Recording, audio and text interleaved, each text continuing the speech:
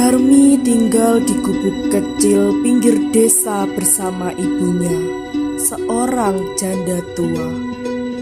Ayah Darmi telah meninggal dunia beberapa tahun lalu. Sejak itulah Darmi dan ibunya hidup serba susah.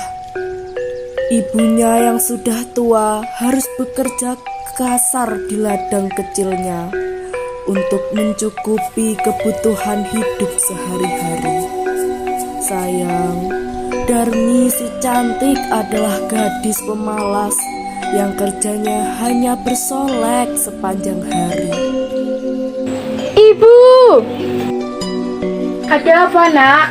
Bukankah sudah berulang kali aku bilang bahwa setiap aku bangun, ibu harus sudah menata kamar ini hingga rapi, menyediakan lulur, air hangat, dan minuman sari buah untukku? Kamu itu kan sudah besar. Kamu pasti bisa melakukan semua itu sendiri, Nak. Ibu kan tahu aku lagi sibuk. Sang ibu hanya mengelus dada, hatinya gelisah. Kesibukan mempercantik diri, hanya itulah yang selalu dilakukan putrinya yang pemalas itu. Matahari mulai memancarkan sinarnya. Sang ibu mulai bersiap-siap untuk berangkat ke sawah untuk bekerja. Ia tidak lupa mengajak Darmi untuk membantunya di sawah.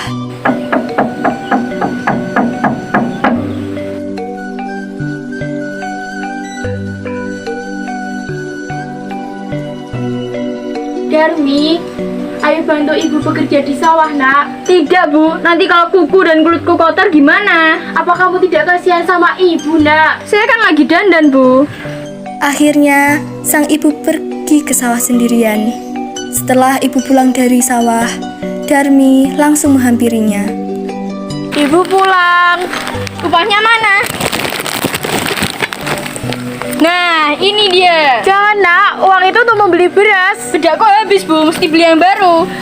Jadi anak kamu tuh bisanya cuma minta aja, tapi tidak pernah mau bekerja. Meskipun marah, sang ibu tetap memberikan uang itu kepada Darmi.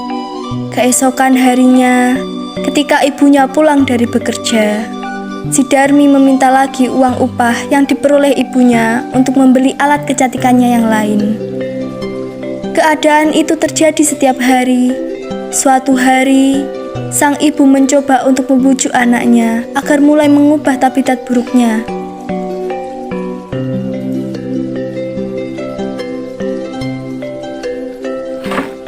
Bu, mana uangnya? Nak, coba bantu ibu di sawah. Apa sih, Bu?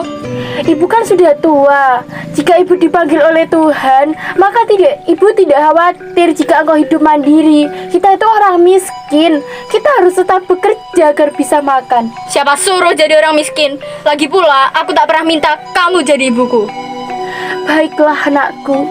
Ibu hanya memohon agar kamu tidak mengurung diri di rumah. Kenalilah lingkunganmu agar ibu tetap tenang jika ibu dipanggil oleh Tuhan. Hingga pada suatu hari, anak gadis itu diajak ibunya turun ke desa untuk berbelanja di pasar yang letaknya jauh di tempat tinggal mereka. Anak gadis itu berjalan melenggang dengan memakai pakaian yang bagus dan bersolek agar orang di jalan yang melihatnya akan mengagumi. Mereka begitu terpesona melihat kecantikan anak gadis itu, terutama para pemuda desa yang tak puas-puasnya memandang wajah gadis itu. Benar itu kan sekali bukan? Iya benar, wanita itu bagaikan bidadari surga, elok parasnya. Rasanya aku tak sanggup untuk menatap keindahannya. Iya, bahkan wanita itu lebih cantik daripada bunga mawar. Rasanya aku ingin mengenalnya. Tapi yang di belakangnya itu siapa? Entahlah, Aku kasihan lihat wanita tua di belakangnya. Apa mungkin wanita itu tidak boleh berprasangka buruk. Mau kemana? mau perkenalan dengan dia? Aku ikut.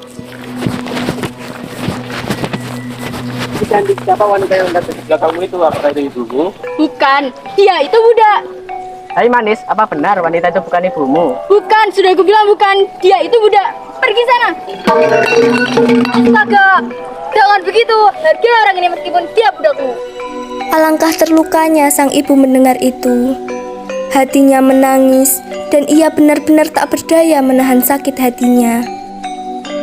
Ya Tuhan, hamba tak kuat menahan ini. Anak kandung hamba begitu teganya memperlakukan hamba sedemikian rupa. Ya Tuhan, kutulah anak durhaka ini, kutulah dia. Oh ibu, Anak gadis itu terus meratap dan menangis, memohon kepada ibunya. Akan tetapi, semuanya telah terlambat. Seluruh tubuh gadis itu akhirnya berubah menjadi batu.